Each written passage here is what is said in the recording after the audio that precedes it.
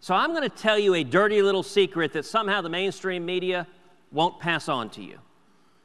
For the last 3 weeks, conservatives have been winning.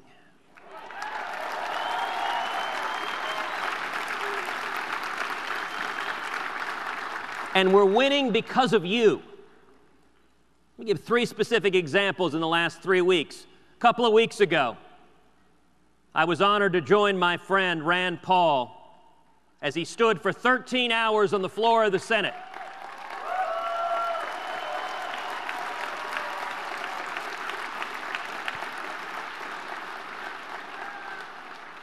Now, when Rand started at 11:47 in the morning, there were more than a few senators, Republican senators, who viewed what he was doing as odd and even quixotic.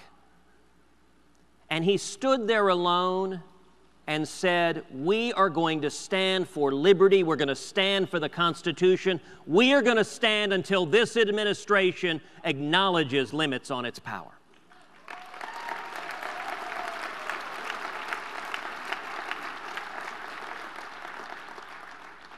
Earlier that day, Attorney General Eric Holder testified at a Judiciary Committee hearing.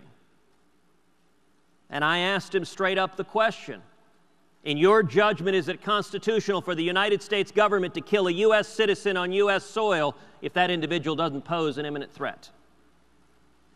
His answer was, he said, well, it wouldn't be appropriate. And my response was, General Holder, I'm not asking for your views on propriety. You are the chief legal advisor for the United States of America. What is your view? Does the Department of Justice have a view on whether the Constitution allows our government to kill U.S. citizens on U.S. soil? 3 times he responded, it wouldn't be appropriate. It was almost as if he didn't understand the question. And you know, maybe that says something about how the left views constitutionality, that in their mind, appropriate and constitutional are one and the same. And so his answer, I mean, he really expressed frustration. I told you we're not going to do it. Don't you trust me?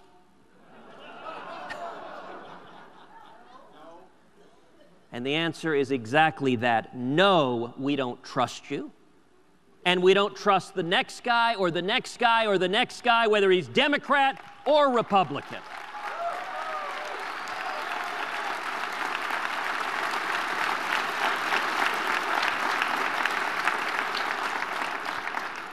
James Madison observed in the Federalist Papers, if men were angels, no government would be necessary. Well, there are not a whole lot of angels in Washington. And Thomas Jefferson explained the entire purpose of the Constitution is to serve as chains to bind the mischief of government.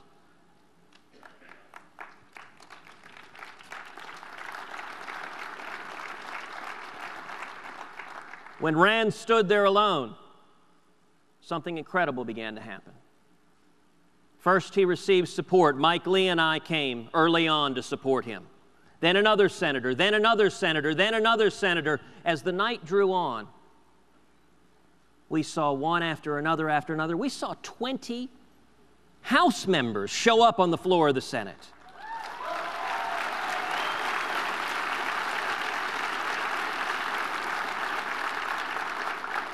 I didn't know they knew where the Senate floor was.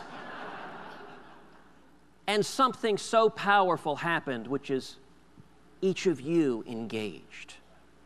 It captivated the country as the American people looked at suddenly elected leaders doing something we hadn't seen in a long time, standing for principle.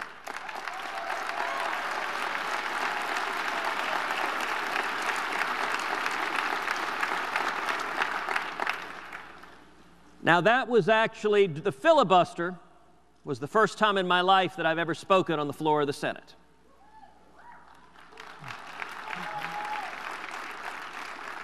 And so, to my grave, I will owe Rand Paul a debt of gratitude.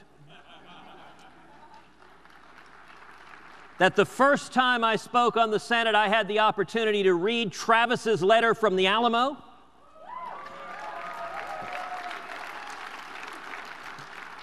And it so happened the day of the filibuster was the 177th anniversary of the fall of the Alamo. So I observed to Rand, who I will note is a native-born Texan, I observed to Rand that if the heroes of the Alamo, if William Barrett Travis and Davy Crockett and Jim Bowie were alive today, they would have been standing shoulder to shoulder with him on the floor of the Senate.